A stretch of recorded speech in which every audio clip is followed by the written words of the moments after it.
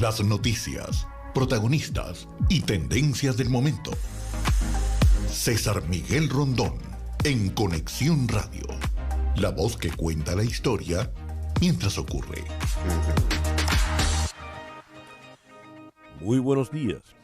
Son las 9:01 de la mañana de este jueves 16 de marzo del año 2023.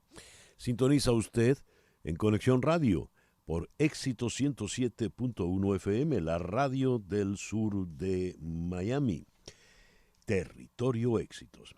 También en su celular, en su móvil, como dicen los españoles, usted nos puede escuchar por la aplicación Actualidad Media Group que usted descarga de manera gratuita en su teléfono. Y si entra en www.exito107.com, además de escucharnos, nos puede ver. Allí está Laura ajustando la cámara. No sé qué está ajustando, pero ya nos ajustó. Muy bien. Y por supuesto saludamos a los amigos que nos sintonizan. Johnny Vermolen, un maravino en Madrid, un día hermosamente soleado.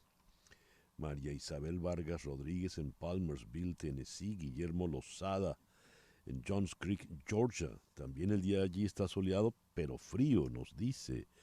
Euro Hernández en Orlando, 12 grados centígrados, un frío inusual para la fecha, nos dice él. Alfredo Eduardo González Pedrique, Marinela, están en Dulcinella, Toronto, Canadá. María Alicia Cifontes en Caracas.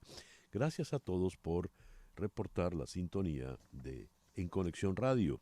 En Conexión Radio es una producción de Flor Alicia Anzola para Éxito 107.1 FM. Buenos días, Flor Alicia. Buenos días, César Miguel. Buenos días a todos. Estamos felices porque llegó el jueves, que es un viernes chiquito. El jueves. El jueves. Laura Rodríguez está en la producción general. Buenos días, Laura. Buenos días a todos. Mariel Sofía Rodríguez está en Madrid en la producción informativa. Buenos días, Mariel Sofía. Muy buenos días desde Madrid, caluroso, soleado, ya listos para la primavera por aquí. Y pues deseamos que el programa de hoy les guste muchísimo. Saludos también por el estudio. Un abrazo. Un abrazo. Jesús Carreño está en la edición y montaje. Daniel Patiño en los controles. Buenos días, Daniel. Buenos días, César. Buenos días, amigos. Y ante el micrófono, quien tiene el gusto de hablarles, César Miguel Rondón. Hoy, 16 de marzo, es el día de San Abraham, patriarca. Abraham está como santo en el santoral católico, ¿no? San Abraham, patriarca. Es también el día de San Heriberto de Colonia. Felicitaciones a los heribertos. Y es el día de San Ciríaco, así que felicitaciones a los ciríacos. A los ciríacos. Casi sonó a celíaco, ¿verdad? No tiene nada que ver. Aunque puede ser un ciríaco que sea celíaco. También. ¿Verdad? Pero ya sería, en fin. Según el calendario astrológico de Enrico Mariani, hoy repite la luna menguando en Capricornio. Luna para trabajar en solitario. Una luna a lo Proust, porque es la luna para recuperar el tiempo perdido. Es la luna para dedicarse a todo aquello que exija mucha concentración, que exija disciplina. Es una buena luna para adquirir bienes muebles o inmuebles, realizar trabajos artesanales, iniciar construcciones de cualquier índole. Es muy buena, propicia esta luna para todo lo que tiene que ver con el mundo financiero. Luna menguante en Capricornio, Sol en Piscis, cuando nos amanece este jueves 16 de marzo del año 2023. En nuestra agenda del día de hoy, hoy es ya les voy a comentar acá, cuando repasen las efemérides, vamos a llegar a se me fue la fecha. Bueno, ocurrió el volcán, hizo erupción en 1963 hizo erupción el volcán. Pues, pero el monte Agun en Bali. Y esta erupción causó la muerte de 1.500 personas. Por ello, hoy vamos a ocuparnos de ese fenómeno de la naturaleza que no pasa, siempre está allí, amenazante, el tema de los volcanes. Hoy vamos a hablar de volcanes, el hashtag para el día de hoy, Todo sobre los volcanes. todo sobre los volcanes. Muy bien. Y para ello vamos a, por supuesto, a invitar a expertos. Nahum Méndez Chazarra, geólogo, autor de Un geólogo en apuros e historia de los volcanes, y Thaisa Domínguez Cerdeña, vulcanólogo y sismólogo en el Instituto Geográfico Nacional de España. En San José de Costa Rica vamos a hablar con Juan Carlos Arce, nicaragüense en el exilio, a propósito de la situación que plantea la dictadura de los Ortega. En Dallas vamos a conversar con Carolina Pereira. El futuro de una píldora utilizada por medio millón de mujeres cada año para interrumpir sus embarazos está en juego en Texas. En Bogotá vamos a conversar con Jairo Libreros, especialista en política internacional. El gobierno de Colombia presenta su ley de sometimiento de grupos armados. Y vamos a cerrar en Lima con Ariel Segal, un estudioso de la situación israelí, un experto en los temas israelíes. ¿Por qué la crisis que se ha planteado en este momento es la más grave, según los observadores, que ha vivido Israel en sus 75 años de historia? Esa será nuestra agenda para el día de hoy. Y repasando las efemérides, me llama la atención, pero el 16 de marzo es un día de masacres, de tragedias. En 1968, más de 500 vietnamitas en el marco de la guerra de Vietnam, la mayoría mujeres y niños, mueren a manos de las tropas estadounidenses en la conocida matanza de My Lai. En el año 1190, el 16 de marzo, comienza la llamada masacre de York, Inglaterra, en la que los cruzados cristianos persiguieron a los judíos. Muchos de estos se suicidaron ante la obligación de someterse al bautismo.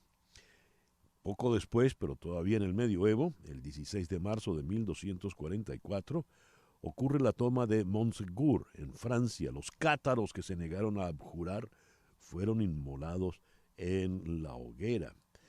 En noticias de otro tenor, el 16 de marzo de 1521, Magallanes descubre las Filipinas, iba a decir, descubre a los leones del Caracas, pero no, descubre las Islas Filipinas.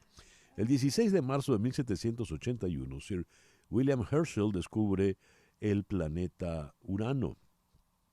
El 16 de marzo de 1935, Adolfo Hitler anuncia el incumplimiento del Tratado de Versalles con la creación de la Wehrmacht, el ejército alemán. El Tratado de Versalles prohibía que Alemania tuviese ejército.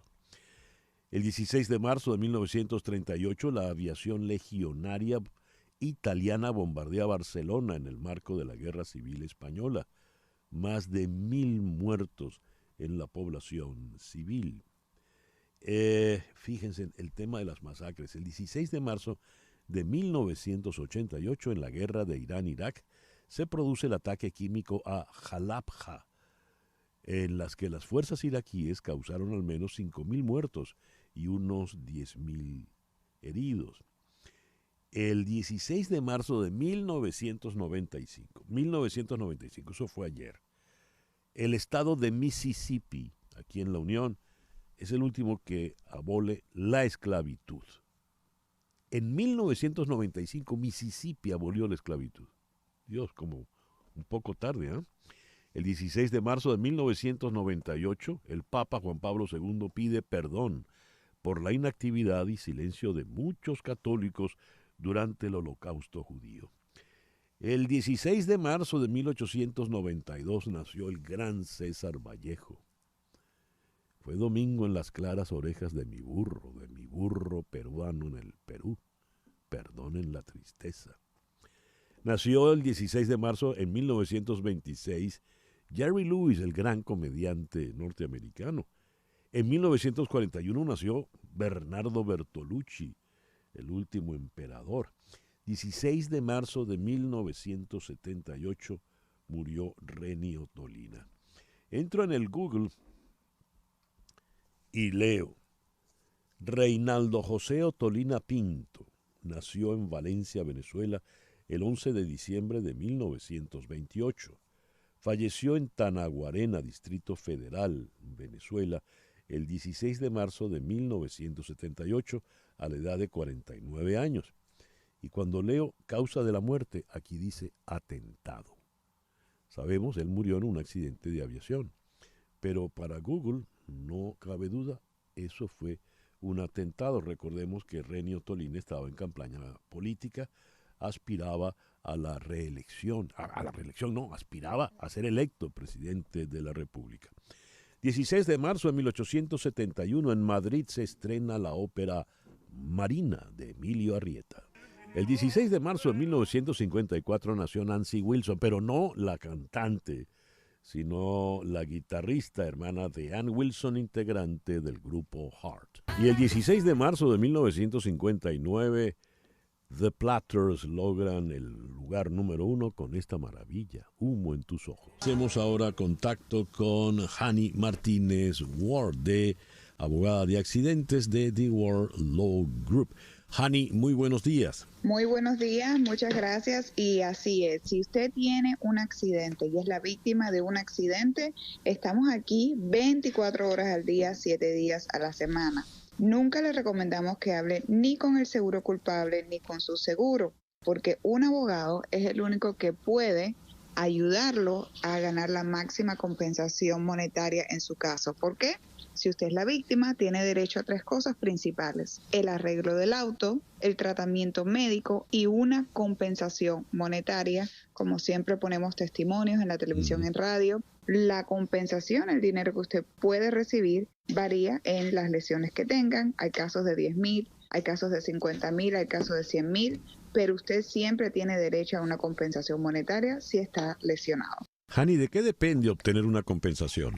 La compensación depende de 2 factores, muy simple. Número 1, cuánto dinero tiene la póliza de la persona culpable. Hay pólizas comerciales de $1 millón, hay pólizas básicas en la Florida de $10,000. Y número 2, las lesiones que tengan las personas.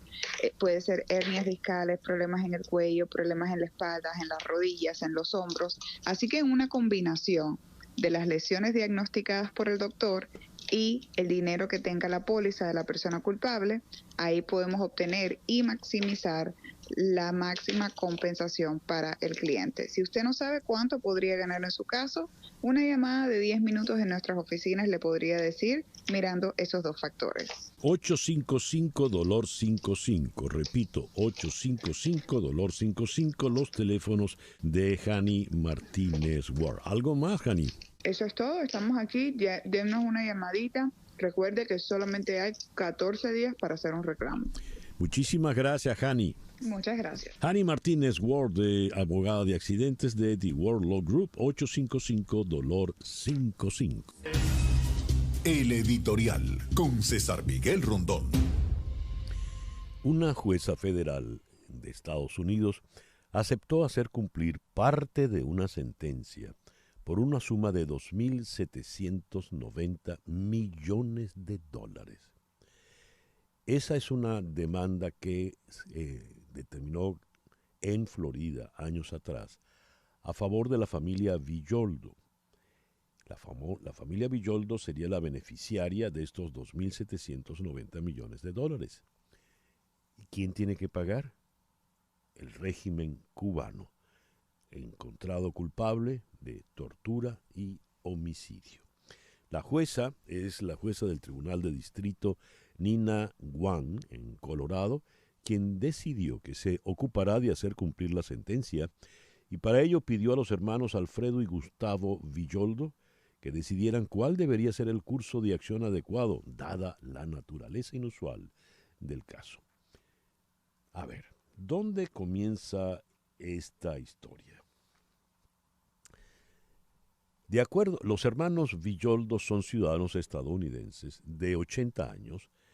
Su familia vivía en Cuba en 1959. Gustavo Villoldo Argilagos tenía doble ciudadanía estadounidense y cubana y era un exitoso hombre de negocios en la isla. De acuerdo con los documentos del proceso, celebrado hace casi una década, el régimen de Fidel Castro se cebó en la familia Villoldo debido a su fortuna y vínculos con Estados Unidos. El joven Gustavo Villoldo habría sido arrestado y trasladado a un centro de reclusión y tortura, donde le negaron comida y agua, lo interrogaron y realizaron simulacros de ejecución antes de finalmente liberarlo. Su padre, Gustavo Villoldo Argilagos, habría recibido amenazas directas de Ernesto Che Guevara en febrero de 1959. El líder guerrillero lo amenazó con matar a la familia a menos que entregaran sus bienes. La mañana siguiente, Villoldo Argilagos se suicidó. A partir de entonces, Gustavo Villoldo se dedicó a combatir la dictadura cubana de diversas maneras, desde participar como copiloto de un bombardero B-26 durante la fracasada invasión de Bahía de Cochinos, su infiltración en la isla varias veces en operaciones de la CIA y el rastreo de Guevara en Bolivia en 1967. En el año 2011, los hermanos Gustavo y Alfredo Villoldo presentaron una demanda en el condado de Miami-Dade por angustia emocional, pérdida económica y homicidio culposo. El acusado, el gobierno de Cuba, no respondió ni compareció en el caso, pero la jueza del Tribunal de Circuito, Beatrice Buchko, dio la razón a los hermanos y modificó su sentencia en 2021, otorgando una indemnización a los acusadores por $2.790 millones. Este tribunal encontró que la tortura infligida por los acusados comenzó en enero de 1959 con el encarcelamiento y tortura física de los Villoldo, que llevó al suicidio del señor Villoldo y al robo de su enorme riqueza por parte de la República de Cuba, según la sentencia de la juez Buchko. He traído esto a colación porque nos indica que, aparte de la legislación internacional ahora, luego del Estatuto de Roma y la creación de la Corte Penal Internacional, donde tenemos que los crímenes de lesa humanidad, como este, no proscriben. Aparte de eso, tenemos que hay una justicia que igual cobra. Por supuesto, no sabemos cómo van a cobrar estos casi 3.000 millones de dólares. Pero uno, por supuesto, no deja de leer esto. Uno lee esto y no deja de pensar en el caso de Albán, en el caso del capitán Arévalo y en el caso de tantos torturados por el régimen criminal de Nicolás Maduro. ¿Cuántos no han llevado a esas casas de tortura? Les han amenazado de que les van a asesinar y luego los sueltan. Hay muchos que pueden dar muchos testimonios terribles.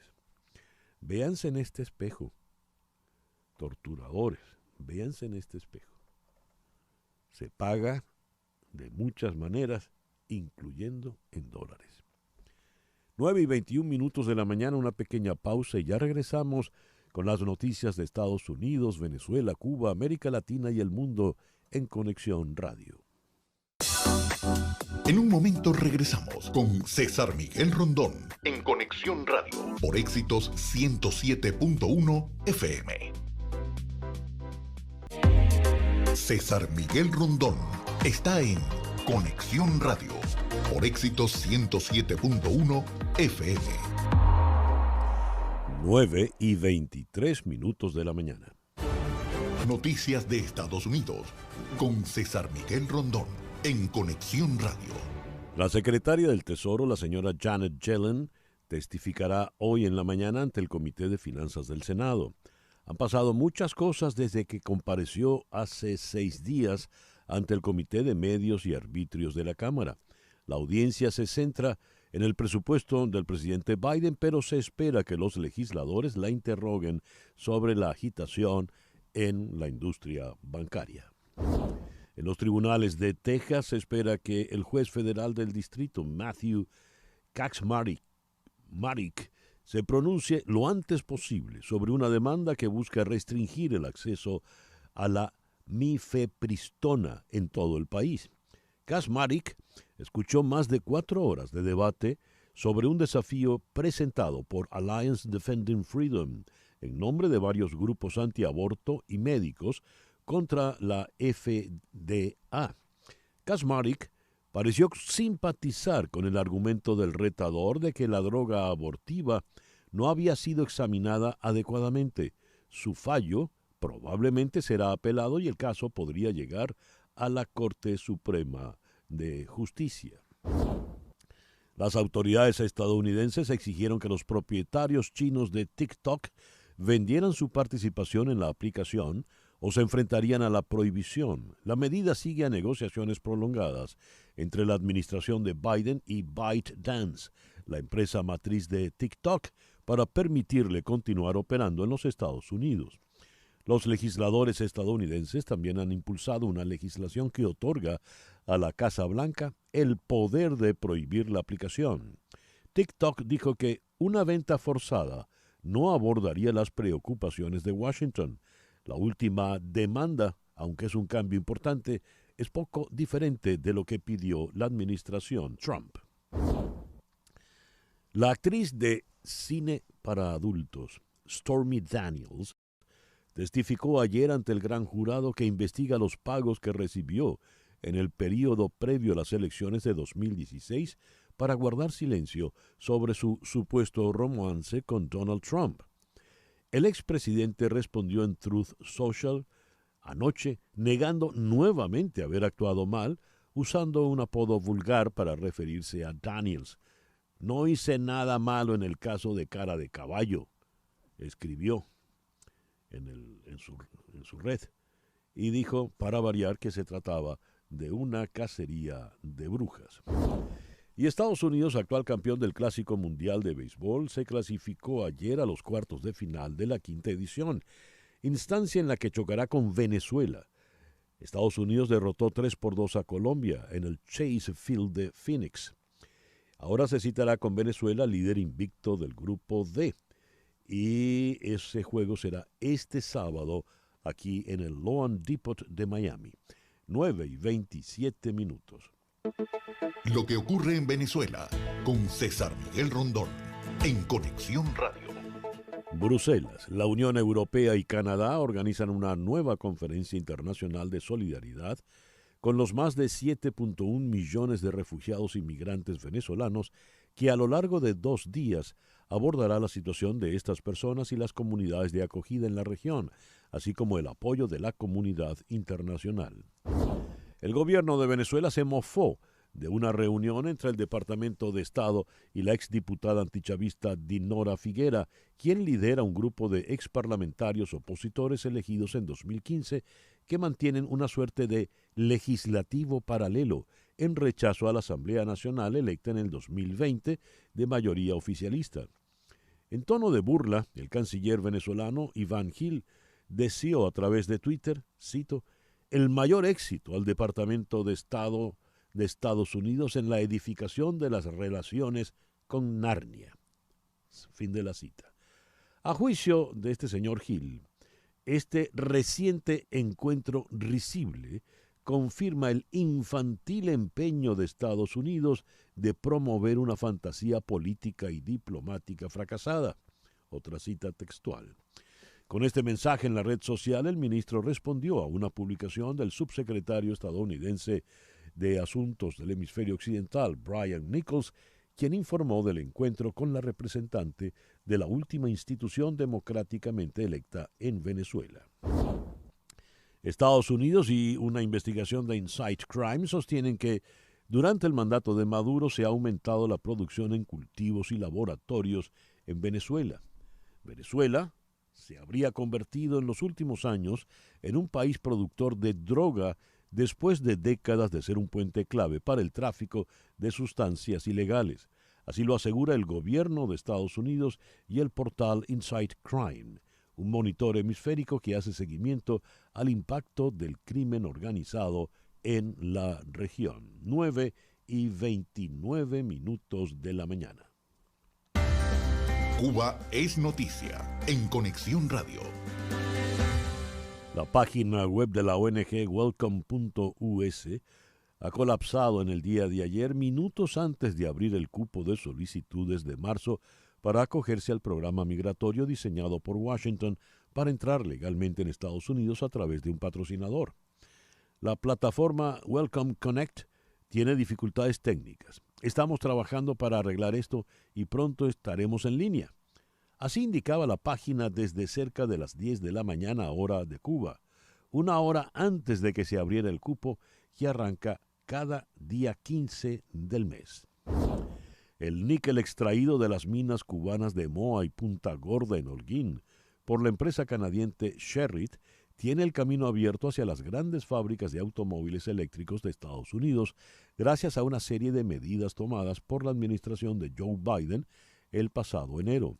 Con su decisión de restringir la extracción de minerales en Minnesota para satisfacer el lobby ecologista, Estados Unidos deberá importar ciertos productos con contenido cubano, pese al embargo, según asegura William Pitt, uno de los herederos de la familia Pitt-Wasmer, a quien Fidel Castro expropió sus minas en 1960. 9:30. Lo que pasa en Latinoamérica, en Conexión Radio. Comienza en Ciudad de Panamá la Asamblea de Gobernadores del Banco Interamericano de Desarrollo 2023, con la desconfianza generalizada en el sector bancario tras las quiebras en Estados Unidos y las dificultades de Credit Suisse como tema de fondo de las sesiones de trabajo.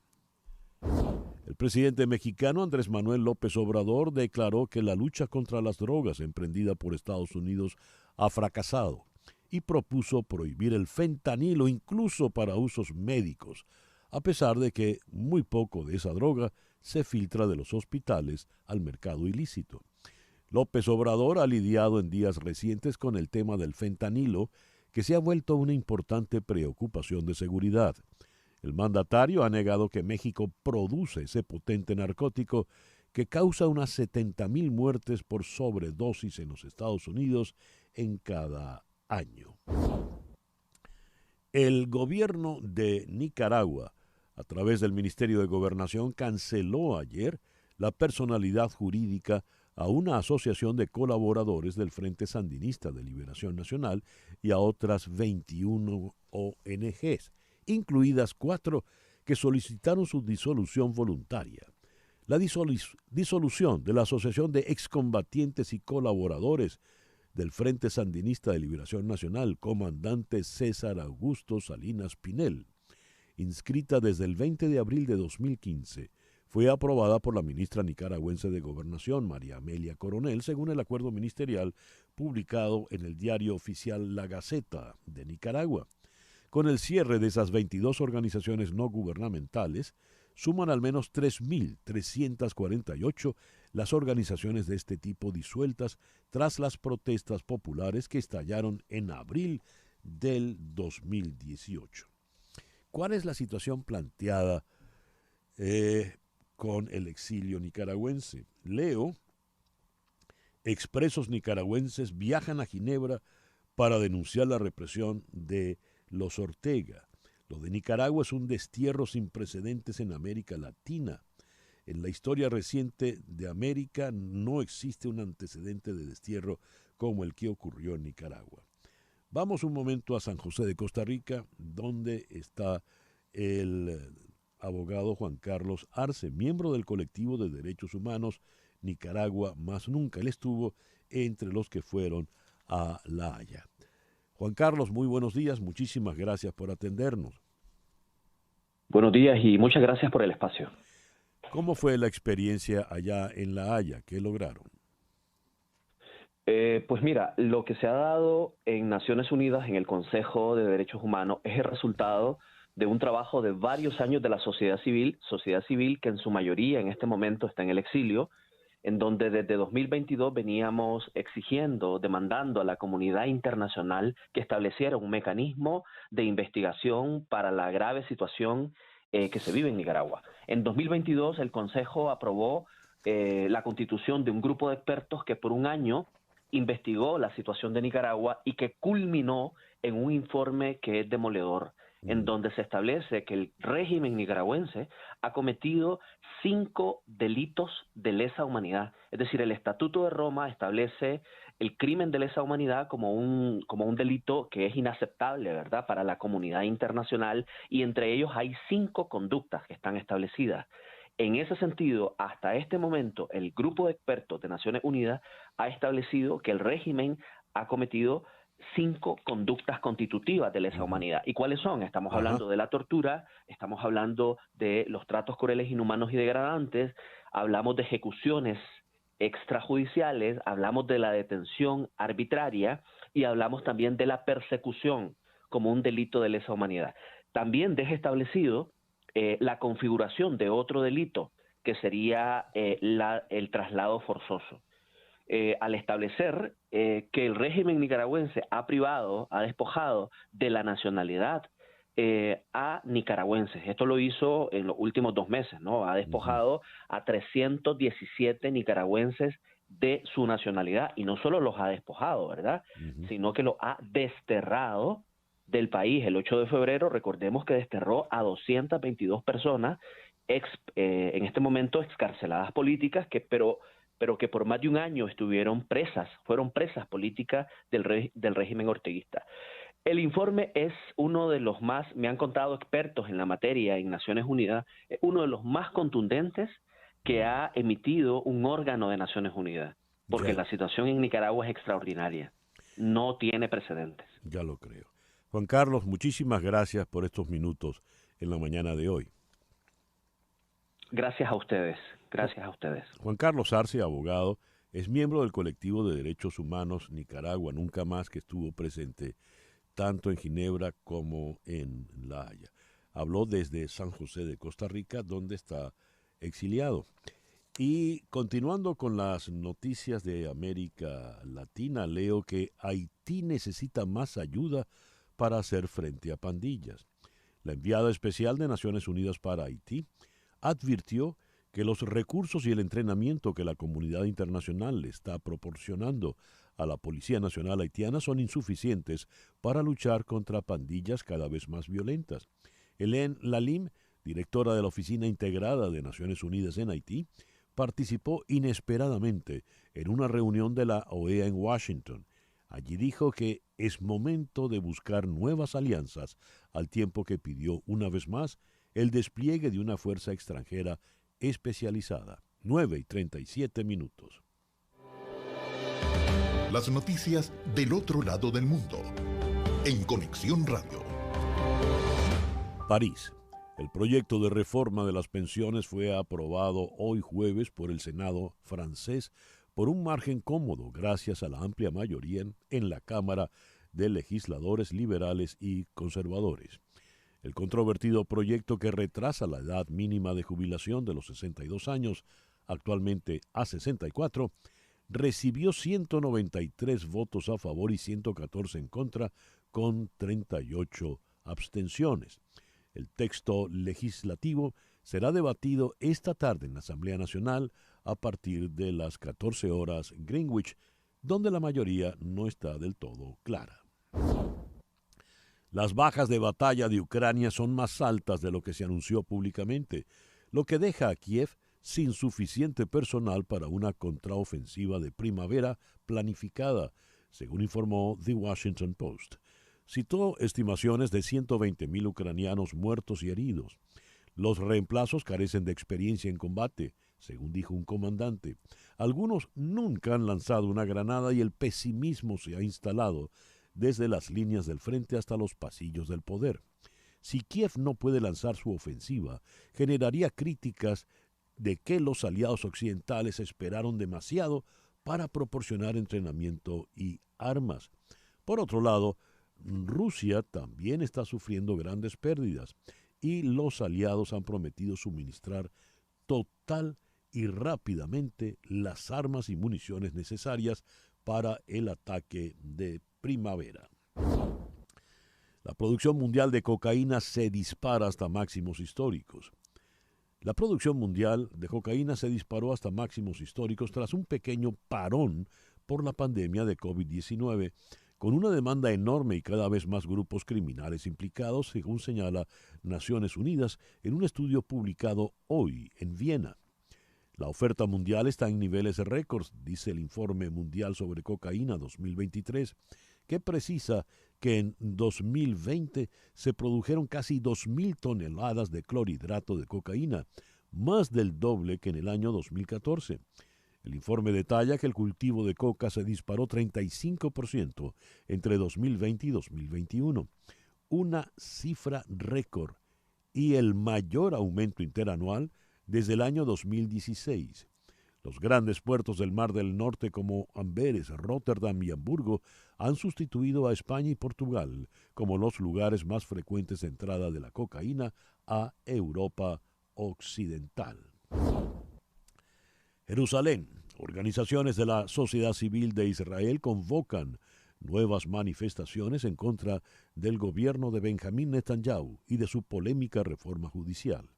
Un movimiento que se mantiene durante más de 2 meses y que el pasado sábado congregó al récord de 500,000 de israelíes. 9:40 de la mañana, una pequeña pausa y al regreso venimos con nuestro foro del día de hoy, hashtag todo sobre los volcanes. Esto es En Conexión Radio por Éxitos 107.1 FM. Una pausa y regresamos con César Miguel Rondón en Conexión Radio. Bien, el reloj indica 9:44 de la mañana. Entremos en nuestro foro del día de hoy con el hashtag todo sobre los volcanes. Leo. Un volcán es el resultado visible en la superficie terrestre de un largo proceso geológico, por el cual aflora material rocoso fundido, magma, y gases del interior de la Tierra de una manera más o menos violenta. La sucesiva acumulación de este material en los alrededores de la zona de emisión forma un relieve que generalmente adopta una forma cónica que se denomina edificio volcánico y que puede llegar a tener una considerable altura. El orificio por el que sale este material se denomina boca eruptiva. Y en este mismo documento, más adelante, leo algo que realmente me impactó. A ver, ¿dónde se me perdió la página ahora? Donde tengo... Aquí está. Los volcanes han oscurecido el cielo de todo el planeta. Han llegado a matar a 82,000 personas y han sepultado ciudades y civilizaciones enteras. A pesar del avance científico, siguen siendo impredecibles y en los últimos años las erupciones se han vuelto más recurrentes.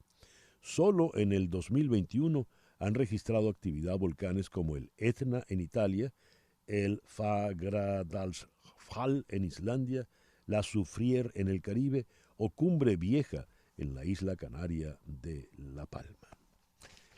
Bueno, a esto nos estamos enfrentando. Quiero darle la bienvenida al programa a nuestros 2 expertos del día de hoy.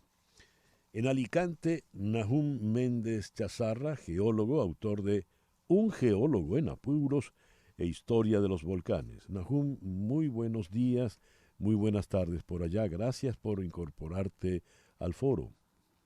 Hola, buenos días. ¿Qué tal? ¿Cómo están? Y en Santa Cruz de Tenerife, cerca del otro volcán, está Itaiza Domínguez Cerdeña, vulcanólogo y sismólogo del Instituto Geográfico Nacional de España. Itaiza, gracias por sumarte al foro de hoy. Gracias por invitarme. A ver, me ha llamado la atención de lo que recién he leído. Esta afirmación donde se nos dice que a pesar del avance científico, los volcanes siguen siendo impredecibles. Se entiende la erupción de los volcanes, y en estos últimos años esas erupciones se han vuelto más recurrentes. ¿Por qué científicamente todavía son impredecibles y por qué se han vuelto más recurrentes? Comencemos con Nahum Méndez Chazarra. Bueno, con respecto a lo de que las erupciones son más recurrentes, yo creo que es una cuestión de sesgo. Es decir, hoy en día, perfectamente en estos momentos, puede haber 50 volcanes con una actividad en el mundo ahora mismo en erupción, lo que podríamos llamar en erupción, aunque no estén emitiendo directamente lava, pero que están en funcionamiento. Y quizá se debe a esa sensación, el sentir que hay un incremento en la actividad volcánica, es quizá debido a la exposición que tenemos mayor a la información. Hoy en día hay cámaras donde antes no las había, hay internet prácticamente en todo el mundo, tenemos sensores prácticamente en toda la superficie terrestre, incluso en parte en algunos de los océanos tenemos sensores, y también desde el espacio, ¿no? Hoy somos capaces de ver algo que hace 20, 30 o 40 años era mucho más difícil de ver porque no teníamos los medios. Así que no creo que haya tanto un incremento de la actividad volcánica, sino como una mayor exposición de los volcanes a nuestra visión, ¿no? Y eso es una cosa que tenemos que tener en cuenta. El grado de actividad volcánica, si uno fuese capaz de trazar una gráfica de las últimas décadas, vería que no hay un cambio significativo ni hacia arriba ni hacia abajo, se mantiene dentro de una media y por lo tanto no nos tiene que asustar el que hayan pues un año 10 erupciones más, 10 erupciones menos, porque entran dentro de un rango muy normal. Tenemos que tenerle miedo a otro tipo de cosas, ¿no? Quizá muchas veces este exceso de información, bueno, no exceso, esta mayor información, dependiendo de cómo se comunique o no se comunique, puede crear una situación un poco más de miedo o de incertidumbre. Y creo que eso muchas veces es también peligroso para la opinión pública, ¿no? Porque a veces creen, porque hay una erupción en un sitio y que, por lo que sea, ha tenido una mayor viralidad, sobre todo hoy en día con las redes sociales hay vídeos que tienen una viralidad realmente increíble, ¿no? Y erupciones que antes pues tenían lugar y que no se veían nunca porque estaban en lugares remotos, hoy están en la primera portada del Instagram o compartido millones de veces en Facebook o incluso en Twitter. Así que por esa parte yo creo que deberíamos de estar por lo menos tranquilos, al menos de momento. ¿Y por qué son impredecibles con todos los avances científicos? Bueno, yo creo que, y Daiza nos podrá contar mucho más de esto, yo creo que hoy en día somos capaces mucho mejor de medir el pulso de los volcanes que de otros fenómenos geológicos como por ejemplo los terremotos. Es cierto que hay volcanes que sí que emiten una serie de señales antes de una erupción, a veces entran en erupción y a veces no, y hay volcanes que a veces pues tienen un pulso eruptivo en el cual pues o prácticamente no ha habido ninguna señal antes o ocurren de una manera muy súbita, ¿no? ¿Por qué tenemos tantas dificultades para poder predecir lo que ocurre en los volcanes? Bueno, pues ¿por qué? Porque ver lo que hay debajo de la Tierra en cada momento es muy difícil. Hoy en día nuestros datos no podemos, digamos, cortar un volcán por dentro, atravesar la corteza y ver cómo se están moviendo todos esos fluidos y ver cómo está el estado de las rocas. Tenemos que hacerlo a través de datos indirectos, ya sea a través de datos sísmicos, cómo, cuándo y dónde se van produciendo esos terremotos, por la emisión de los gases que está ocurriendo pues, en la superficie del volcán, por cómo se deforma el terreno, pero son datos de algún modo indirectos, es decir, no estamos viendo lo que ocurre dentro del volcán, sino lo que estamos viendo son sus efectos. Y bueno, por eso obviamente es mucho más difícil, pues, o por lo menos más complicado que predecir el tiempo meteorológico, la atmósfera, ¿no? La atmósfera hoy en día, pues con una gran habitualidad y una gran normalidad, somos capaces incluso de hacer predicciones, hacemos nowcasting, ¿no? Con minutos para saber cuándo va a llover y es relativamente sencillo, aunque obviamente también los modelos son a veces difíciles de ajustar porque no lo sabemos todo ni tenemos todas las variables en conocimiento. Pero la Tierra todavía es mucho más difícil de conocer porque hay muchas variables que por desgracia no vemos directamente. Pero aún así, dicho esto, hay que decir que la vulcanología ha mejorado muchísimo, ha avanzado muchísimo y tenemos que estar orgullosos de lo que se ha conseguido en estos últimos, sobre todo en estas últimas décadas. Muy bien. Hablaba Nahum Méndez Chazarra. Vamos a darle ahora oportunidad a su compañero, Itaiza Domínguez Cerdeña, quien está en Santa Cruz de Tenerife. Itaiza, te repito la pregunta que le hice a tu compañero Nahum. ¿Son más recurrentes? Ya la respuesta que nos dio Nahum fue muy interesante, pero no los podemos predecir. Y ya que eres vulcanólogo y sismólogo, del Instituto Geográfico Nacional de España, quisiera preguntarte la relación entre ambos, porque se nos dice el terremoto sí es absolutamente impredecible. Por favor, Itaiza. Sí, bueno, suscribo las palabras que ha dicho Nahum, ¿no? No hay más erupciones volcánicas ahora que hace 20, 40 o 50 años. Lo que sí hay es una sensación de que hay volcanes a lo mejor que nos llaman la atención y entonces los medios de comunicación hablan más de volcanes que hay en erupción siempre, ¿no? Entonces, tienes esa sensación, pero realmente no lo hay. No hay mayor actividad volcánica. Es verdad que unos años tienes más erupciones y otros años tienes menos. Eso es inevitable porque es una estadística pequeña. Respecto a si son predecibles o no, pues obviamente todavía no podemos pronosticar con precisión cuándo va a comenzar una erupción volcánica, pero sí podemos dar una información importantísima a las autoridades para que estén preparadas antes de que ocurra una erupción. Antiguamente no había ningún tipo de preparación y comenzaba una erupción prácticamente sin avisar. Hoy en día tenemos una información que a veces da meses, semanas o incluso años antes de que ocurra una erupción, que avisa a la población y avisamos a las autoridades para que puedan prepararse para cuando ocurra una erupción. Cosa que no ocurre con los terremotos. Los terremotos ahora mismo son totalmente impredecibles. Cuando va a ocurrir un terremoto, no hay ninguna señal previa que nos indique que va a ocurrir ese terremoto y suele ser pues de improviso. Eso es verdad, que sí conocemos las zonas donde suele haber los terremotos y por tanto hay zonas donde sabes que vas a tener terremotos, vamos a decir, por ejemplo, en México, pues es normal que haya terremotos, o en Estados Unidos, en la costa oeste, pues ahí saben que van a haber terremotos, pero no saben si van a ser dentro de unos meses, dentro de 100 años, eso es imposible de saber. Con los volcanes, por suerte, sí tenemos información, y esa información muchas veces viene dada por pequeños terremotos. O sea, hay pequeños terremotos que se producen antes de la erupción debido a los movimientos de magma, ya que para que tengamos una erupción tenemos que tener magma, que es esa roca parcialmente fundida con gases que sale a la superficie. Esa roca al salir, pues obviamente ocupa un espacio que antes no estaba ocupado estaba ocupado por una roca dura. Ese material que intenta subir con una gran presión genera terremotos, genera deformación y genera emisión de gases en superficie, normalmente, como digo, semanas, meses o incluso años antes de que ocurra esa erupción.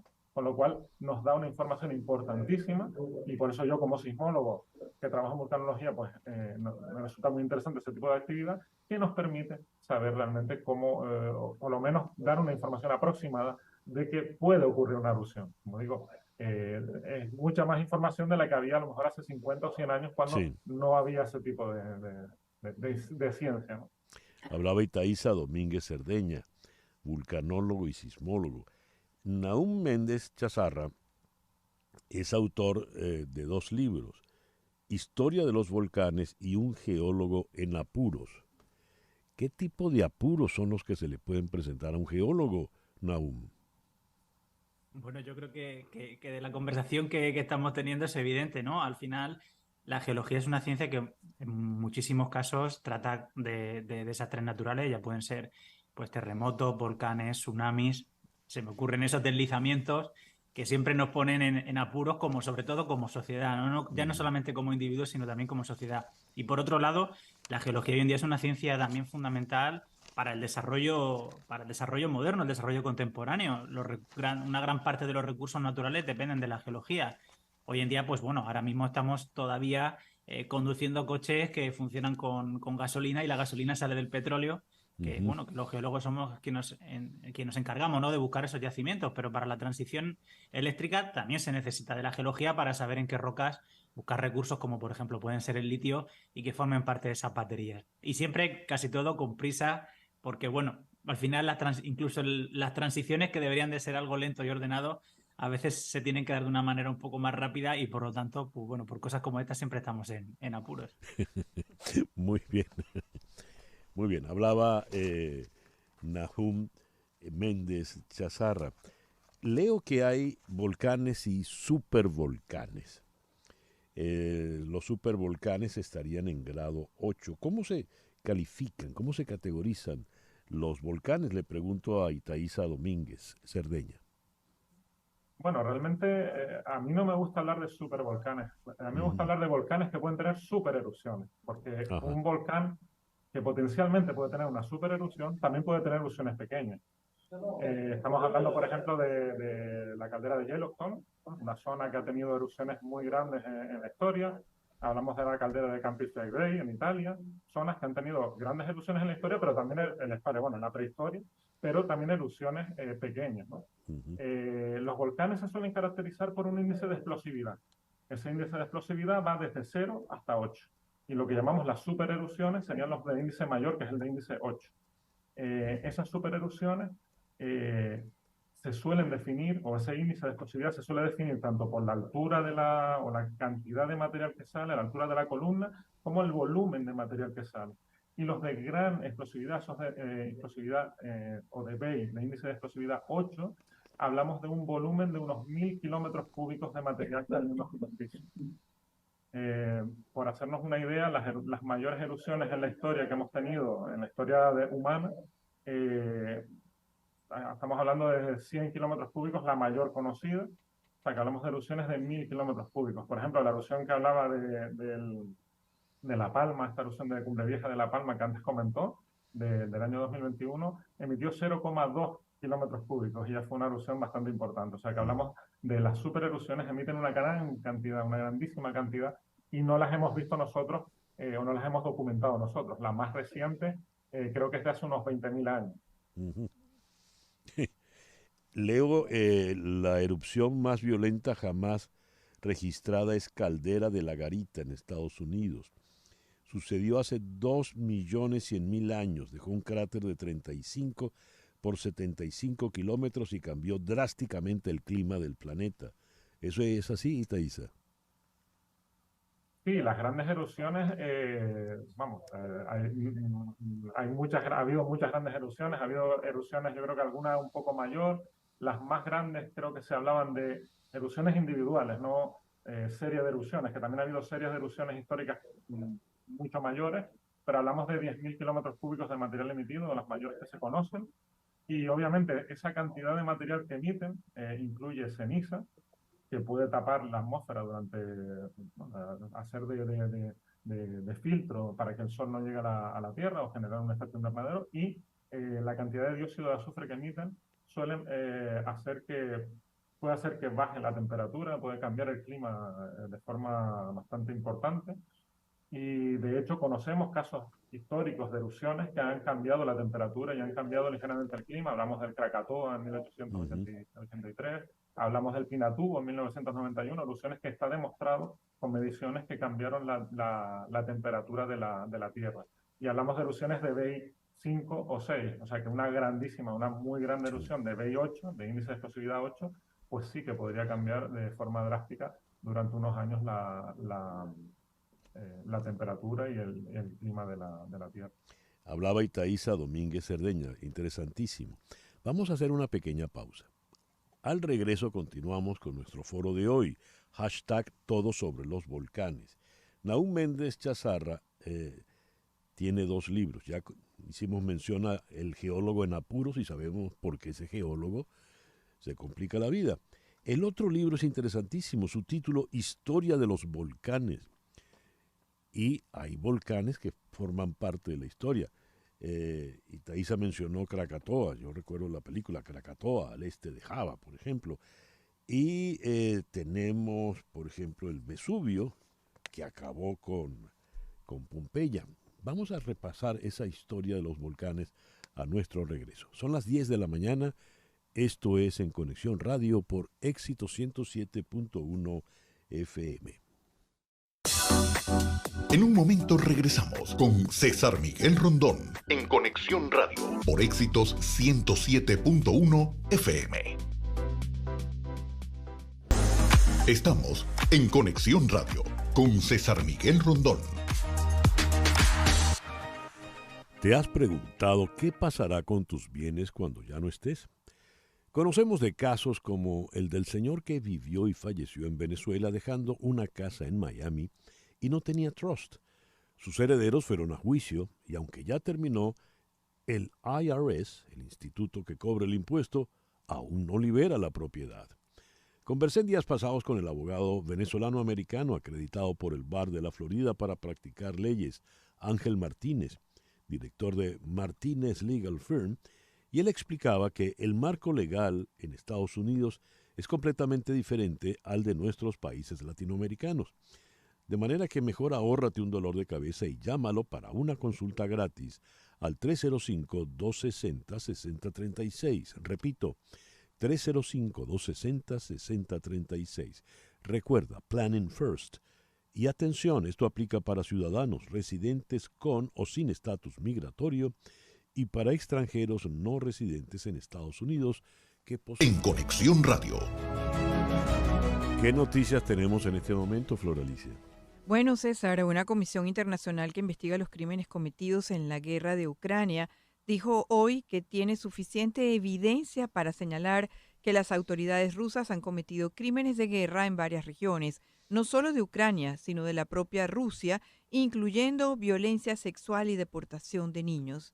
La comisión ha concluido que las Fuerzas Armadas de Rusia han perpetrado ataques con armas explosivas en áreas pobladas con aparente menosprecio del sufrimiento y daño a los civiles, afirma en el informe que expone la próxima semana al Consejo de Derechos Humanos de la ONU este comité y que hoy ha presentado a la prensa.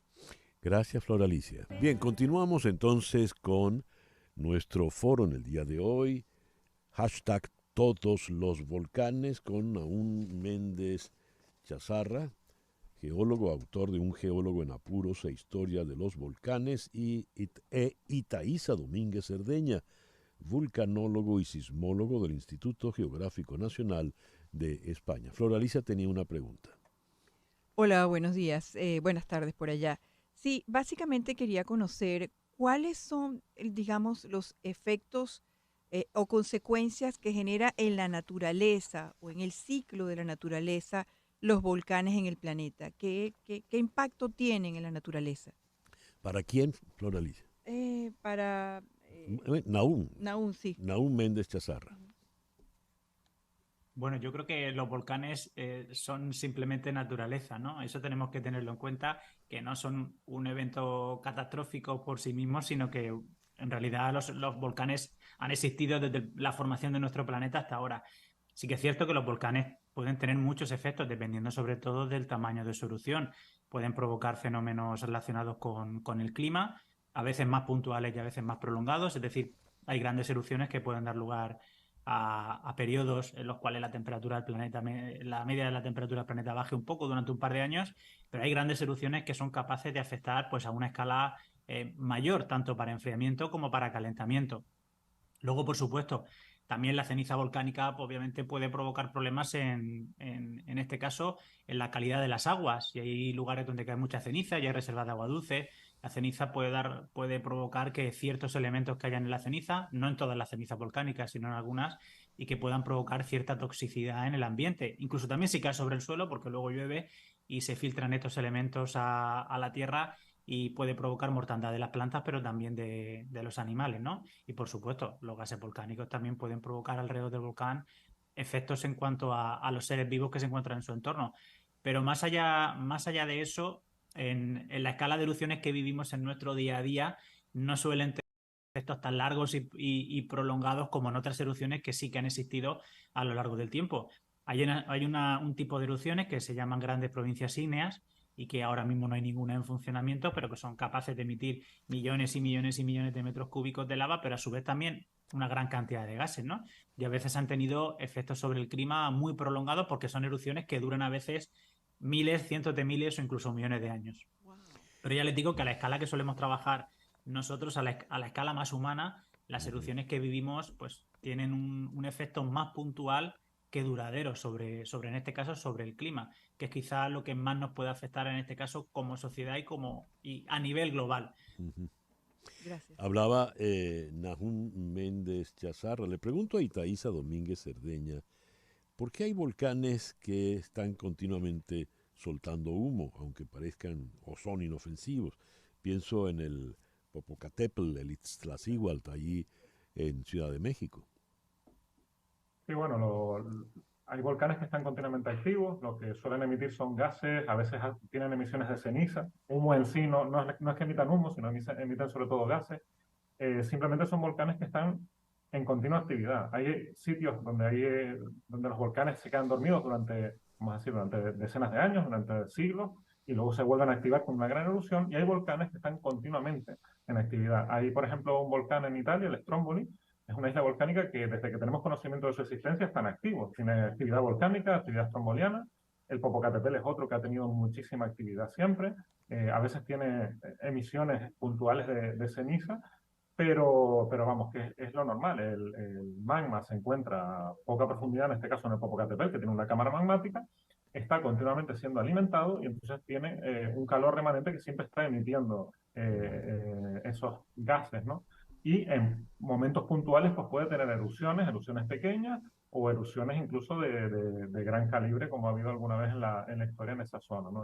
Pues, depende del tipo de volcán. Por ejemplo, hay otro tipo de volcanes que son los monogenéticos, que nacen en un punto determinado de la Tierra y por ahí no vuelve a ser otro volcán. Ese es el tipo de volcán que tenemos, por ejemplo, en Canarias, tipos de volcán que hay en México también, en el campo donde está el Paricutín, en Islandia. Son sitios donde tienes una erupción volcánica en una zona y ahí no vuelve a salir. Normalmente esos no están emitiendo, pero los volcanes prolongados, los estratovolcanes, que suelen ser de carácter explosivo, sí pueden ser, no siempre, pero pueden tener una actividad continuada de ese tipo de actividad. Me gustaría puntualizar simplemente lo que comentó antes Nahum sobre la naturaleza y los volcanes. Es que los volcanes realmente son fertilizantes de la naturaleza. Los volcanes están emitiendo elementos que la naturaleza desgasta, las plantas, los animales desgastan esos minerales y esos elementos en la naturaleza y son los volcanes los que las fertilizan. Hay un caso muy bonito que se está dando aquí en Canarias. En 2011 hubo una erupción submarina en el sur de una isla de aquí que se llama El Hierro, que destruyó en parte el ecosistema submarino y ahora se está recuperando, lo están estudiando. Gracias a estudiarlo entendemos mejor cómo funcionan los ecosistemas y cómo se recuperan y cómo nacen, ¿no? En este caso, en apenas 10, 11 años, ha cambiado ese ecosistema y ha nacido casi podría decirse incluso como a fuerza, ¿no? Entonces, como decían aún, los volcanes son parte de la naturaleza, pero es que sin ellos probablemente no existiríamos nosotros. Qué interesante eso. No como elemento de destrucción, sino todo lo contrario. Es un cambio de perspectiva muy, muy interesante. Les escucho hablar tanto a Thaisa como a Nahum. Por cierto, estos nombres de ustedes que son como tan peculiares, no es porque se dediquen al oficio, ¿verdad? De investigar la Tierra. Pregunto. No, el mío es de aquí, de Canarias, y es un nombre un poco raro, pero no tiene nada que ver. No tiene nada que ver. ¿Y el tuyo, Nahum? El mío tampoco, en mi caso tampoco tiene nada que ver con eso. Muy bien. La pregunta que quería hacer es que les escucho hablar y empezamos a entrar en la profundidad de la Tierra. No pude evitar pensar en Julio Verne y su viaje al centro de la Tierra. ¿Cómo es la Tierra por dentro? Cuando hablamos de estas capas magmáticas y demás, ¿de qué profundidad estamos hablando? ¿Qué hay más abajo en nuestro planeta? Le pregunto a Nahum. Bueno, pues tenemos que imaginarnos la Tierra, yo casi diría como, no sé, como un melocotón, para que la gente que está al otro lado nos entienda, ¿no? Nosotros vivimos sobre la parte más externa, que es la corteza, que es la parte rígida de nuestro planeta y, bueno, donde estamos nosotros. Y en realidad es una capa muy fina, que en algunos sitios como mucho puede tener pues unos 100 kilómetros de profundidad o de espesor. Debajo de esta capa tenemos ya el manto. El manto es una capa, bueno, que es un poco ya más compleja, en la cual los materiales se encuentran pues de una forma, vamos a decir, para también que nos entiendan, no está fundida, que nadie se piense que hay roca fundida, sino que es un material viscoso que está en un estado plástico, pero sigue siendo sólido y que llega aproximadamente hasta unos 2.900 kilómetros de profundidad.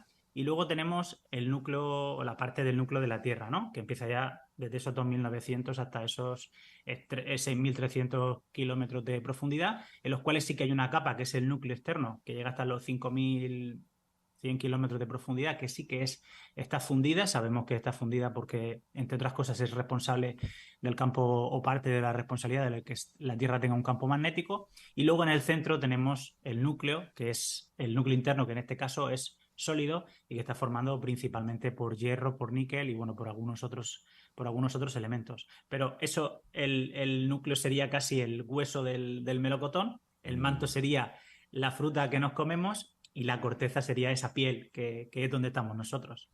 Muy bien, interesantísimo. Ahora, por ejemplo, cuando hablas de la corteza, ¿en la corteza incluyes los océanos? Sí, claro, en Sí. la corteza incluyo los océanos, incluyo toda la parte de la corteza oceánica en este caso y de la corteza de los continentes, es esa parte fina, fina donde estamos nosotros. Si es que nosotros estamos en la parte totalmente superficial, tenemos que pensar que nosotros estamos vamos a decir, en el kilómetro cero y Ujú. el centro de la Tierra está a 6.370 kilómetros si cavásemos un agujero hacia el centro de la Tierra. O sea que está muy lejos. Nosotros habitamos una parte muy, muy pequeña de la Tierra. Dijiste 100 kilómetros, es decir, el océano más profundo que se tenga idea, ¿cuánta, cuánta profundidad tiene? Bueno, la fosa de las Marianas está por encima de los 11.000 metros de profundidad, pero Ujú. hay zonas donde la corteza es más delgada, puede tener unos cuantos kilómetros de profundidad, 20, 30 kilómetros, en otros casos 15, pero también hay zonas donde la corteza, pues por distintos fenómenos, puede estar engrosada, sobre todo en las zonas donde colisionan los continentes o en las zonas más estables de los continentes también, y ahí puede haber un espesor mucho mayor de corteza, por ejemplo, que la que puede ser la corteza de los océanos. Depende de dónde nos encontremos, pues la corteza tiene un grosor o un espesor u otro. Eso depende mucho y es muy variable, ya digo, dependiendo sobre todo del contexto geológico. Mm. Hablaba Nahum Méndez Chazarra.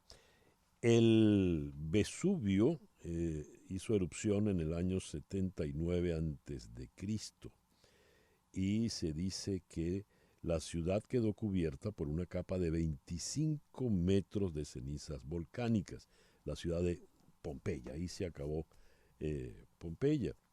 Y en Europa, el Etna, que según la mitología griega era donde trabajaba el dios del fuego, es el volcán más grande de Europa y, leo, aún está activo. ¿Qué tipo de actividad tiene? Le pregunto a Itaiza. Bueno, el Etna es un estratovolcán, como el que hablábamos antes, un volcán que se ha ido formando por muchas erupciones, al igual que el Vesubio, ¿no? El que comentabas, ¿no? El de la erupción del año 79. Son volcanes, estratovolcanes que pueden tener erupciones explosivas. Tienen una cámara magmática, una cámara a 1 o 2 kilómetros por debajo del nivel del mar, donde el magma está evolucionando y eso hace que aumente su contenido en gases y pueda tener erupciones muy explosivas. Pero es verdad que el Etna, por ejemplo, que es un volcán que está bastante activo en los últimos años, ha tenido desde erupciones más efusivas, que llamamos erupciones más tranquilas, estrombolianas, con una cierta emisión de piroclastos, una cierta emisión de bombas de lava, y también puede tener erupciones explosivas con emisiones de ceniza de hasta 10 kilómetros de altura. O sea que uno puede esperar todo un rango de erupciones. Incluso un mito que está un poco ya descartado, ¿no? En su día se hablaba de que los volcanes tenían erupciones explosivas o un volcán tenía erupciones efusivas y hoy en día incluso una misma erupción puede empezar de forma explosiva y acabar de forma efusiva. Eso es algo normal y hoy en día lo tomamos como algo normal. O sea que puede tener los dos tipos. Puede tener coladas de lava, que son las típicas que podemos ver en películas y demás, o puede tener emisiones de ceniza que, como digo, paralicen el aeropuerto de la isla. Eso ha pasado muchas veces.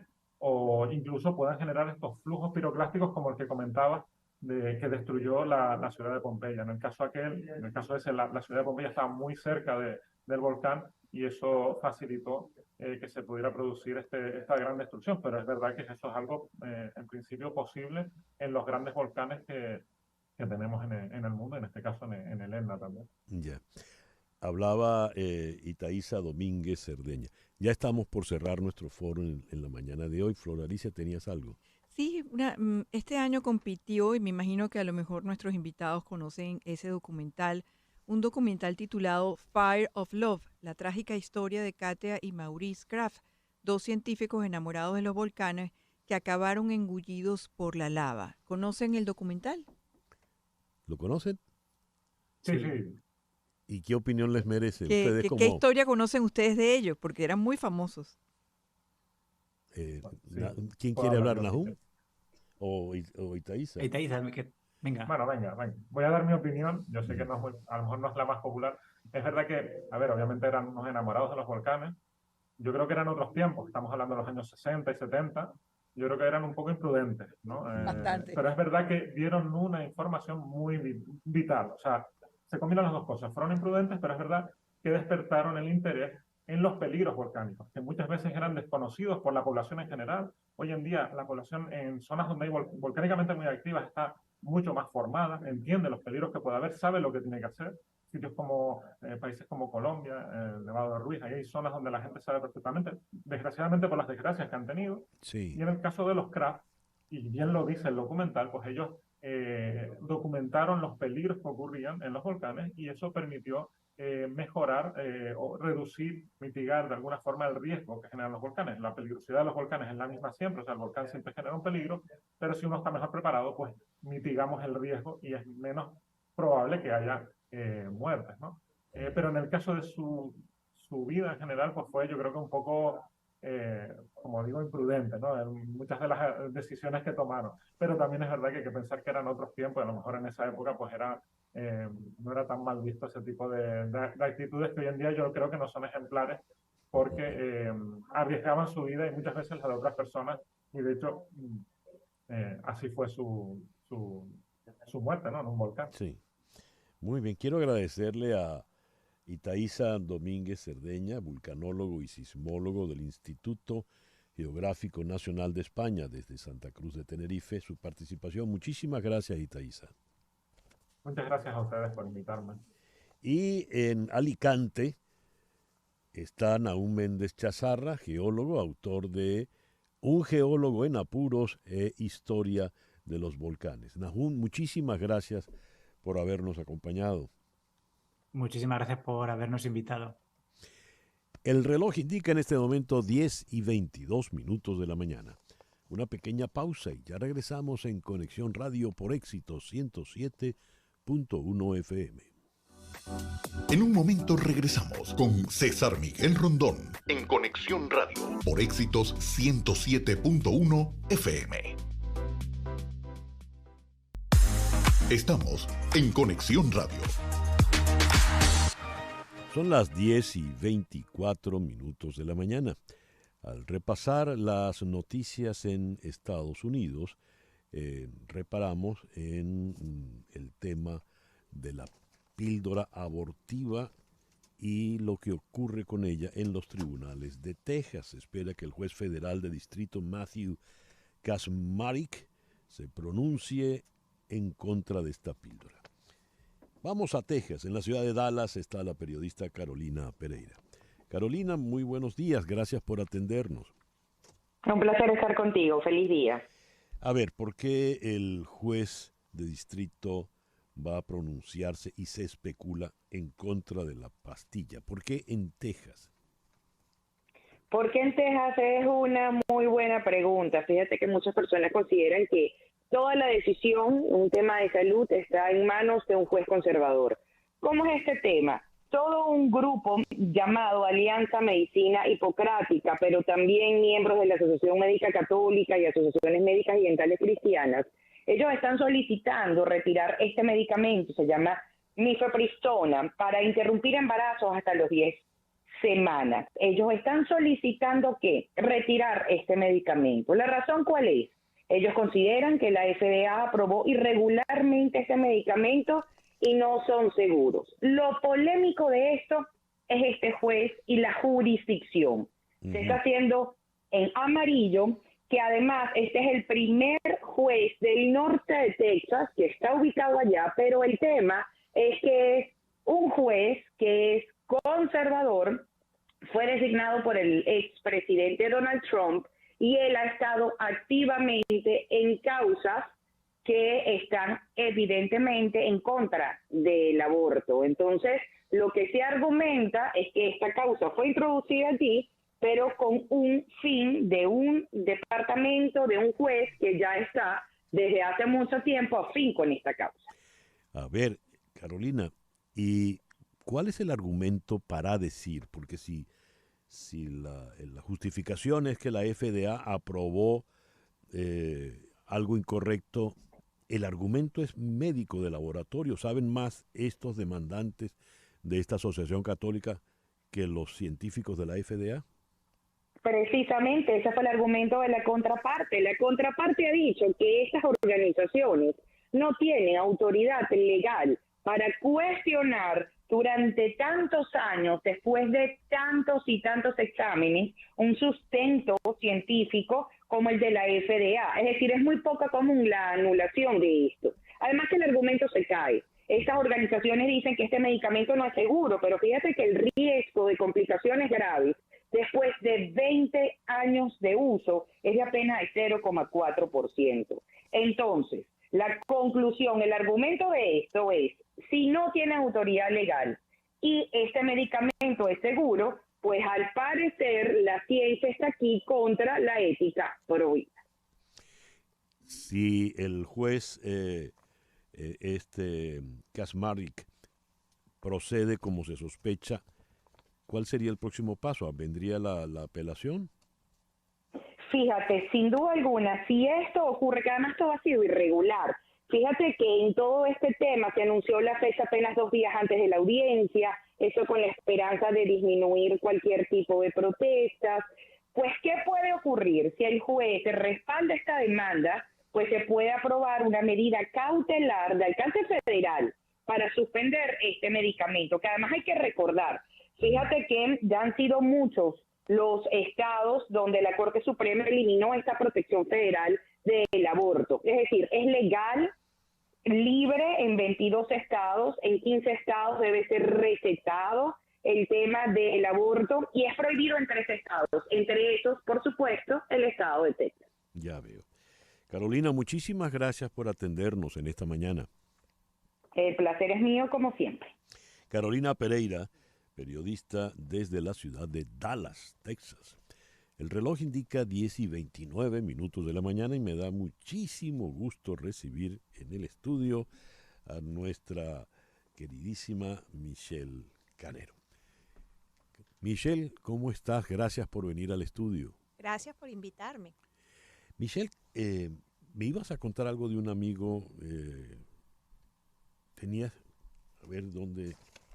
Sí, hoy te quería hablar un poquito de un caso específico que me llegó esta semana y veo que es un tema que es recurrente para nuestra comunidad hispana.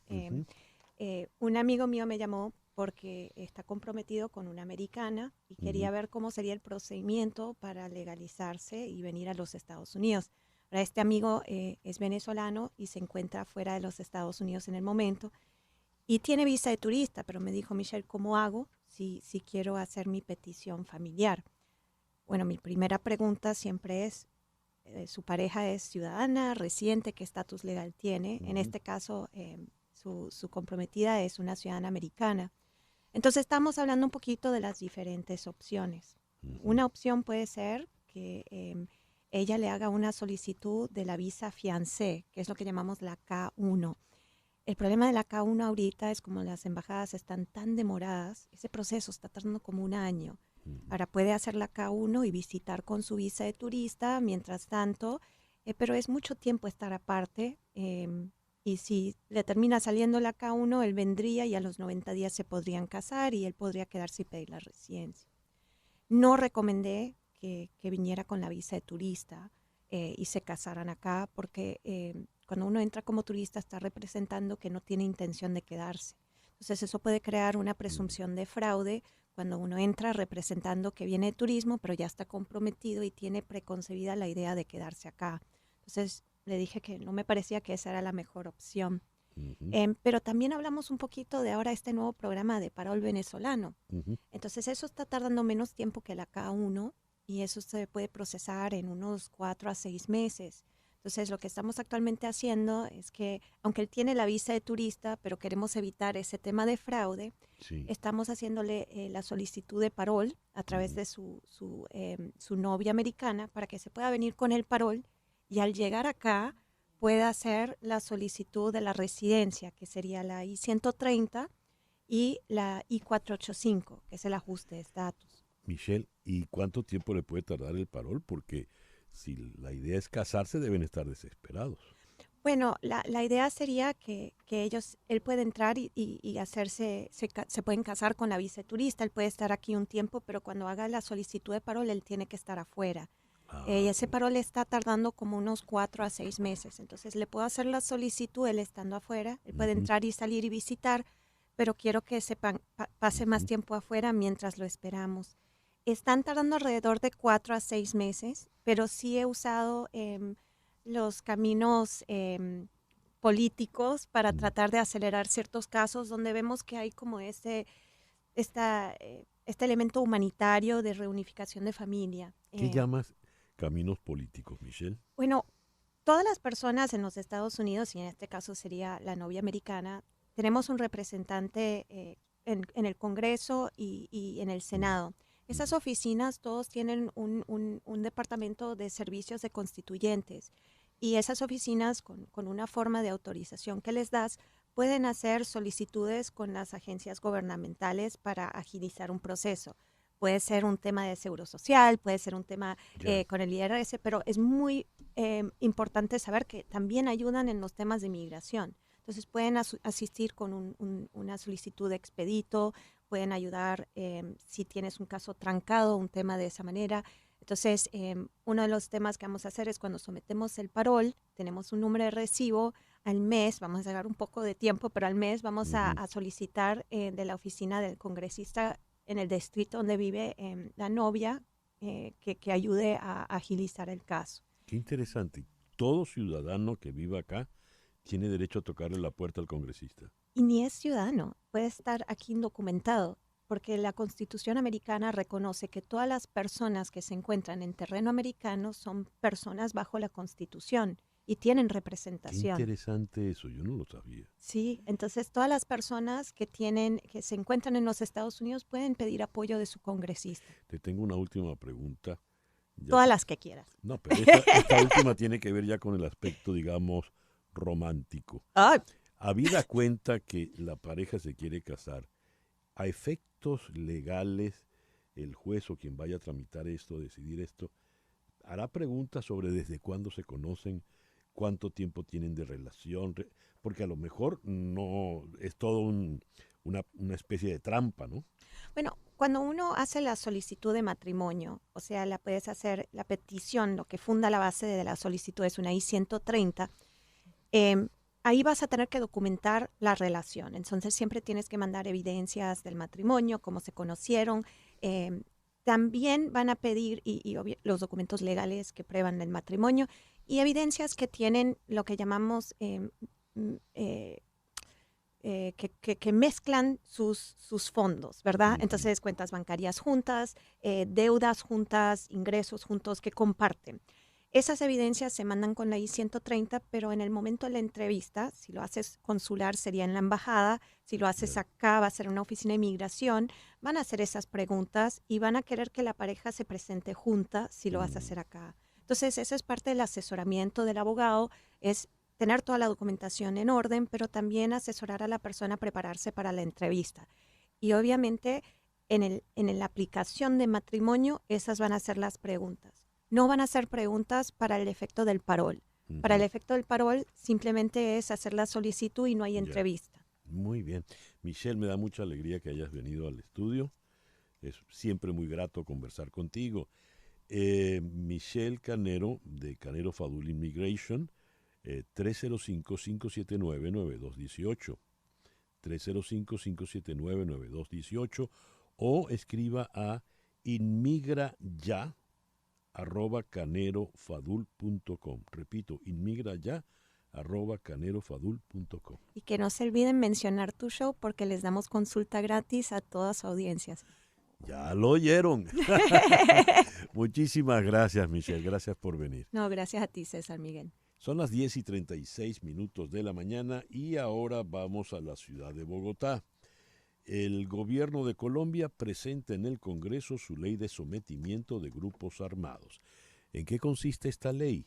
En la línea telefónica está el abogado, hoy tenemos una mañana de abogados, especialista en política internacional, Jairo Libreros.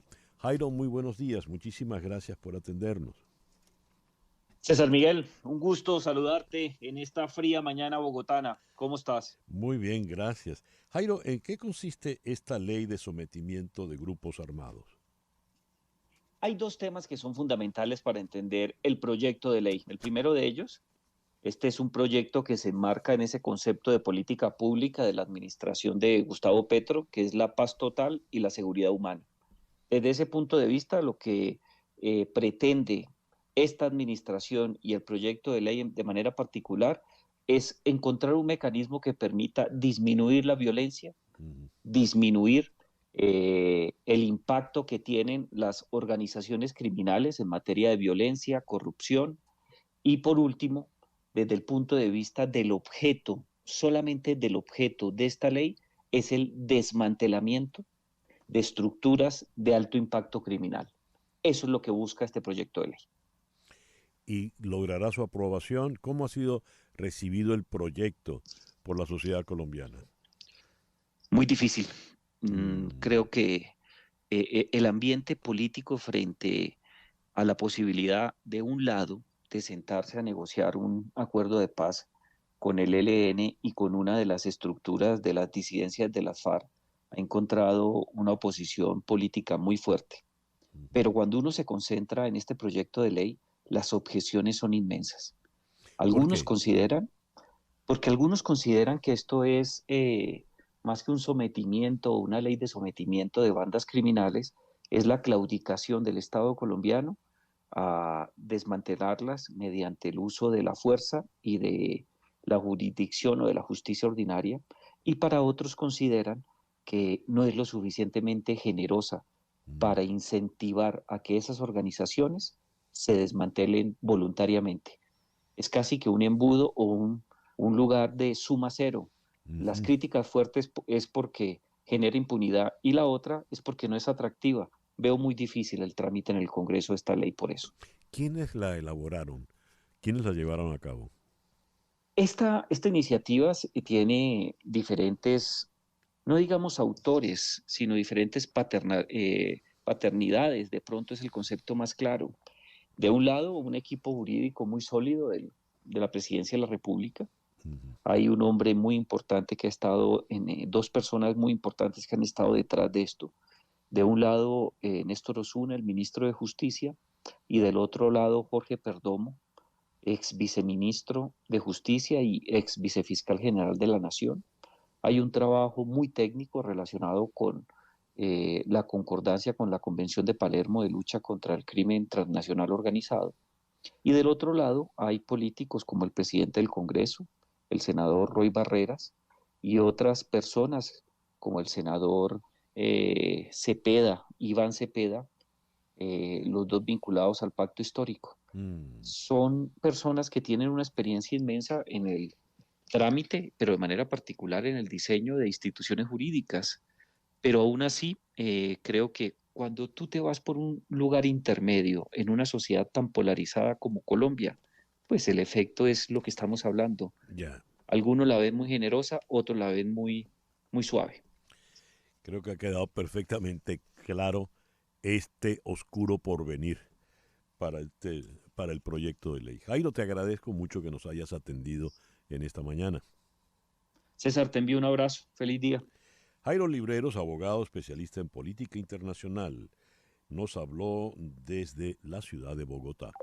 Las 10:41 de la mañana, una pequeña pausa y ya regresamos en Conexión Radio por Éxitos 107.1 FM. En un momento regresamos con César Miguel Rondón en Conexión Radio por Éxitos 107.1 FM. Temprano en la mañana leíamos desde Jerusalén, organizaciones de la sociedad civil de Israel convocan nuevas manifestaciones en contra del gobierno de Benjamín Netanyahu y de su polémica reforma judicial, un movimiento que se mantiene durante más de 2 meses y que el pasado sábado congregó al récord de 500,000 de israelíes en protesta. Se ha dicho que esta es la situación más crítica para Israel en sus 75 años de historia. ¿Por qué? Vamos a Lima. Allí está Ariel Segal, quien es un estudioso precisamente de lo que es Israel desde su fundación hasta el día de hoy. Ariel, muchas gracias por estos minutos en esta mañana. Gracias, César Miguel. Un placer de nuevo en tu programa. Ariel, ¿es realmente tan grave esta crisis como para que se califique de la peor en 75 años? Sí la es, no la peor desde el punto de vista existencial, porque Israel ha pasado por algunas guerras donde su propia existencia estuvo en peligro, pero sí es desde el punto de vista de la esencia de lo que puede llegar a ser el futuro de la democracia en Israel. Y cuando se funda en el año 48 el Estado de Israel, la misma declaración de independencia busca hacer un equilibrio de un Estado judío, que significa en su concepto más amplio de mayoría judía, se defina como se define el judaísmo, religioso, laico, liberal, conservador, etcétera, un Estado democrático y en la tierra de la antigua Israel, la bíblica. En los diferentes procesos de paz que ha hecho Israel con el mundo árabe, la parte que siempre se ha, digamos, sacrificado es la parte de la tierra. Cuando Israel le entregó el Sinai a Egipto por el acuerdo de paz, o cuando Israel que conquistó Cisjordania y Gaza, fue entregando en los acuerdos de paz del año 93 a los palestinos cierta autonomía, en la parte que siempre está en búsqueda de un equilibrio, en la parte de mayoría judía y democrática. Y esta ley que propone Netanyahu, esta reforma, podría poner en peligro la democracia israelí.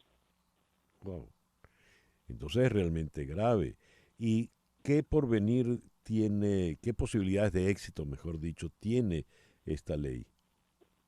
Bueno, es que Netanyahu tiene una coalición en un parlamento de 120 escaños. Él tiene la mayoría de 64, o sea, más de la mayoría más 4. La mitad más 4. Entonces, claro, hay que tomar en cuenta primero que este es el gobierno más de extrema derecha en la historia de Israel, con partidos religiosos nacionalistas y partidos ultraortodoxos. Sí, el Parlamento es el que estableció las leyes básicas, porque en Israel no existe constitución, que es un tema interesante, como tampoco existe en Reino Unido y unos cuantos países del mundo. ¿Por qué? En la Declaración de Independencia se hablaba de hacer una asamblea constituyente para hacer eventualmente una constitución. Pero cuando el fundador de Israel, David Ben-Gurión, y los miembros de ese comité para hacer la constituyente trataron de hacerlo, los religiosos se opusieron diciendo que la constitución de los judíos era el Antiguo Testamento, la Torá. Wow. Entonces, para mantener un status quo y no entrar en un conflicto interno, se decidió crear leyes básicas que tienen una especie de validez constitucional, pero eventualmente pueden ser cambiadas. Y eventualmente algún día se podría hacer una constitución. Todas estas leyes básicas se han venido haciendo en diferentes, a lo largo de toda la historia del Estado de Israel, poco a poco, cómo funciona el sistema, el poder ejecutivo, el poder legislativo, el poder judicial y tantas otras sobre derechos humanos, etcétera. Entonces, en lo que respecta al funcionamiento de la Corte Suprema de Justicia, y ahí está el tema, hay un comité de selección de jueces. En ese comité participaban, o hasta el día de hoy, desde que se hizo esa ley, participan 2 jueces de la Corte Suprema, o 2 ex jueces, para ir nombrando los diferentes 9 jueces de la Corte Suprema, 2 miembros del Colegio de Abogados de Israel, 2 ministros del gobierno de turno, uno el de justicia y otro puede ser cualquier otro ministro, un parlamentario oficialista y un parlamentario de oposición. Entonces, cuando uno saca la matemática de ese comité que elegía a los jueces, ahí prevalecen los hombres de derecho, los abogados y los jueces, sobre los políticos. La reforma de Netanyahu busca que los políticos prevalezcan sobre los jueces y abogados. Entonces quiere que sea solo un juez de la Corte Suprema, 2 jueces retirados, tenemos 3 que es igual que antes, pero aquí es donde cambian las cosas. En vez de 2 ministros, 3 ministros del gabinete, y en este caso sería su gabinete, 2 parlamentarios oficialistas y no uno, de su gobierno, y un parlamentario de oposición. Entonces, haciendo esto, él puede nombrar una corte que se subordine cuando haga y ahora votan también para tomar las decisiones una mayoría de 5 y antes era 7. Bueno, 9 jueces. Sí, veremos en qué termina todo esto, Ariel, porque luce muy complejo tal como nos lo has contado. Te agradezco mucho. Muy en resumido, muy en resumido, simplemente él quiere controlar la Corte Suprema, así se evita que lo acusen en sus casos de corrupción, porque él está siendo investigado todavía, y también puede meter ciertas leyes que pueden ser muy, muy peligrosas para Israel y para el contexto de los vecinos. Ariel, muchas gracias por estos minutos en esta mañana. Ariel Segal nos habló desde Lima, experto en estos temas israelíes. Son las 10:52 de la mañana. Contratar los servicios de un abogado de inmigración es un asunto serio. Establecerse legalmente en Estados Unidos requiere de trámites que debes realizar solo con abogados de mucha experiencia, como las abogadas de la firma Canelo Fadul Immigration. Ellas se especializan en visas de inmigrantes, no inmigrantes, visas de empleo, visas de talento, inversión y naturalización. Canelo Fadul Immigration. Llama al 305-579-9218, 305-579-9218 y la primera consulta será gratis. Canelo Fadul Immigration, reputación, confiabilidad y efectividad. Las noticias de este momento en Conexión Radio. Y ya para cerrar, ¿qué tenemos, Flor Alicia? La procuradora colombiana Margarita Cabello advirtió que el gobierno del presidente Gustavo Petro dejó a su suerte a los migrantes que cruzan el tapón del Darién en la frontera con Panamá porque no está cumpliendo con la atención de estas personas.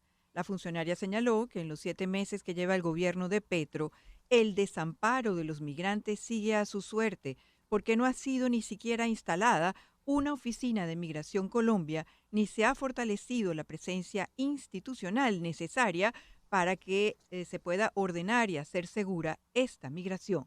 La Defensoría del Pueblo señaló en febrero que al menos 21.307 migrantes cruzaron en enero pasado el tapón del Darién. Gracias, Flor Alicia. Y entre las noticias que leíamos esta mañana, Estados Unidos, el actual campeón del Clásico Mundial de Béisbol, se clasificó ayer a los cuartos de final y le toca nada menos que con Venezuela. ¿Cómo se ve ese juego? Le pregunto a don Fernando Arriaza, que ya está aquí en el estudio. Gracias, César Miguel, un gusto saludarlo. Sí, es un juego, no sé cómo calificarlo, de armas tomar, tremendamente atractivo.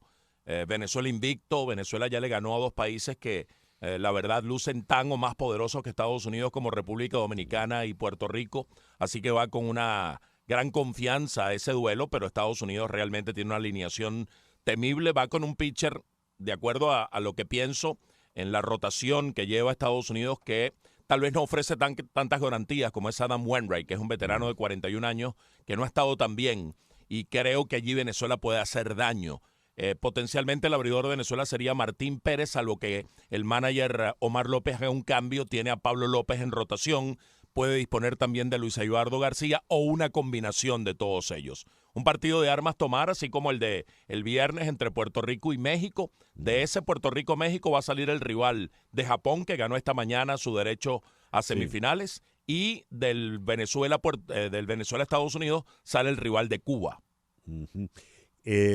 Eduardo Rodríguez ya no sigue, ¿verdad? Eduardo Rodríguez tenía permiso para un juego, estaban gestionando extenderlo, pero entiendo que no sigue. Y el mismo caso estaba ocurriendo con Jesús Luzardo. Muy bien. Sí. Bueno, liguemos que Pérez esté en forma, o López, ¿no? O López, sí. Es una decisión importante. Sí.